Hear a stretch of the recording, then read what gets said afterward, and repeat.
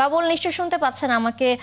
নির্বাচিত যারা প্রার্থী রয়েছেন তাদের প্রতিক্রিয়া জানাবেন এবং প্রতিশ্রুতি পূরণে তারা কি কি অঙ্গীকার করেছেন সে বিষয়ে জানাবেন।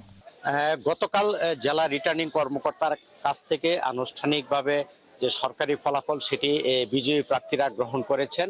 তো এরপর তারা যে প্রতিক্রিয়া ব্যক্ত করেছেন সেটি হচ্ছে যে তারা নির্বাচনের আগে ভোটারদের কাছে যে প্রতিশ্রুতি দিয়েছিলেন সেই প্রতিশ্রুতি পূরণে তারা অঙ্গীকার ব্যক্ত করেছেন।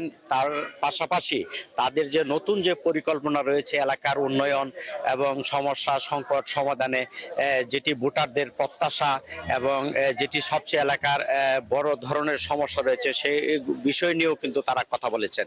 তো আমরা অনেকের সঙ্গে গতকালকে কথা বলেছি, এর মধ্যে স্বতন্ত্র প্রার্থী ছিলেন এবং বিএনপি যারা বিজয়ী তারা ছিলেন। তারা যেটি সবসময় বলেছেন যে তারা নির্বাচনের আগে সন্ত্রাস, মাদক, চাঁদাবাজি বন্ধে তাদের কঠোর অবস্থা, জিরো টলারেন্সের কথা তারা বলেছেন এবং সীমান্তে চোরাচালান এবং মাদক কারবারের বিরুদ্ধেও তারা তার অবস্থান তারা স্পষ্ট করেছেন। তারা বলছেন যে তারা নির্বাচনের আগে যে ধরনের প্রতিশ্রুতি দিয়েছিলেন সেটি তারা পুরোপুরি বাস্তবায়ন করবেন। এর পাশাপাশি তারা এটিও বলেছেন যে এই এলাকার যোগাযোগ ব্যবস্থা, স্বাস্থ্য, শিক্ষা উন্নয়নেও কিন্তু তারা কাজ করবেন এবং সেটি যারা প্রতিহিংসার যে রাজনীতি যেটি চর্চা সেটি তারা বলছেন যে সেখানে তারা প্রতিহিংসার কোনো রাজনীতি করবেন না, তারা কাউকে মিথ্যা মামলায় তারা জড়াবেন না এমন কথা তারা বলেছেন।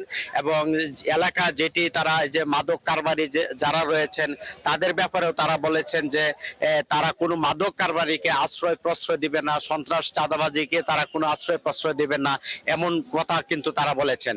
এবং অনেকে বলেছেন যে তারা অতীতে যেটি হয়েছে যে প্রতিহিংসার রাজনীতি যেটি বলছিলাম যে প্রতিহিংসার রাজনীতি সেটি তারা আর দেখতে চান না এবং তারা যেটি বলছেন যে সবাইকে নিয়ে দলমত সবাইকে নিয়ে এলাকার উন্নয়নে তারা কাজ করবেন এবং তারা কোনো ধরনের মানুষকে তারা কোনো হয়রানি করবেন না, সবাইকে নিয়ে তারা একটি সুস্থ ধারার রাজনীতি এবং গণতন্ত্রের চর্চা করতে চান এমনটি তারা বলেছেন।